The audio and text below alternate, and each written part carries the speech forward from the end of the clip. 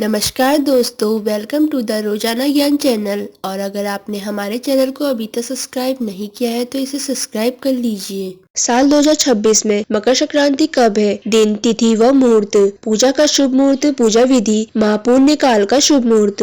मकर संक्रांति का यह पावन त्योहार सूर्य देव को समर्पित है। जब सूर्य धनु से मकर राशि या दक्षिणायन से उत्तरायण की ओर जाता है तब मकर संक्रांति का यह त्योहार मनाया जाता है। मकर संक्रांति अर्थात सूर्य का एक राशि से दूसरी राशि में प्रवेश करना। इस दिन लोग गंगा, यमुना, गोदावरी, कृष्णा और कावेरी में डुबकी लगाते हैं और व्रत स्नान के बाद अपनी इच्छा अनुसार दान करते हैं। भारत की अलग अलग जगहों में मकर संक्रांति को अलग अलग नामों से जाना जाता है, जैसे कि कर्नाटक में संक्रांति, तमिलनाडु और केरल में पोंगल, पंजाब और हरियाणा में माघी, गुजरात और राजस्थान में उत्तरायण एवं उत्तराखंड में उत्तरायणी के नाम से जाना जाता है। तो दोस्तों, आज हम आपको इस वीडियो में मकर संक्रांति या उत्तरायण का यह त्योहार कब मनाया जाएगा, महापुण्य काल का मुहूर्त, तिथि, शुभ मुहूर्त, पूजा विधि व इसके महत्व से जुड़ी जानकारी देने जा रहे हैं। मकर संक्रांति 2026 तिथि व शुभ मुहूर्त। इस बार यानी कि 2026 में मकर संक्रांति का यह पर्व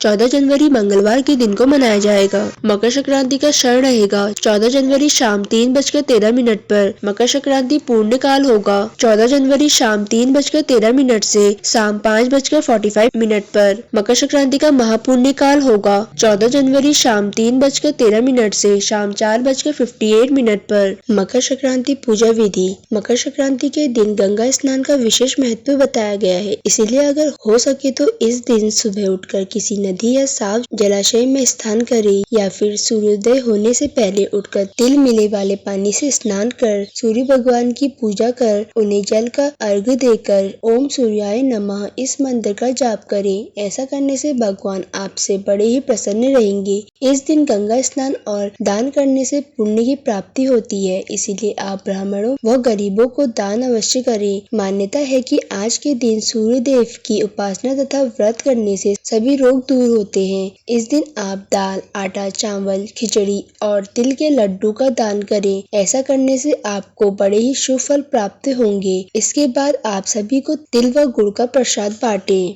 अब जानते हैं मकर संक्रांति का महत्व। यह कहा गया है कि इस दिन भगवान सूर्य अपने पुत्र शनि के घर जाते हैं। मकर व कुंभ राशि के स्वामी शनि माने जाते हैं, इसीलिए यह पर्व पिता और पुत्र के अनोखे मिलन का प्रतीक है। मकर संक्रांति के इस पर्व को लोग नई फसल और नई ऋतु के आने की खुशी में बड़े ही धूमधाम से मनाते हैं। मान्यता है कि इस दिन किया गया दान 100 गुना होकर वापस आपके पास आता है। इसके साथ ही नए कार्यों की शुरुआत के लिए भी मकर संक्रांति का बेहद ही विशेष महत्व है, क्योंकि इस दिन मलमास समाप्त हो जाता है। इसके बाद से सारे मांगलिक कार्य जैसे विवाह, मुंडन, जनेऊ संस्कार आदि शुरू हो जाते हैं।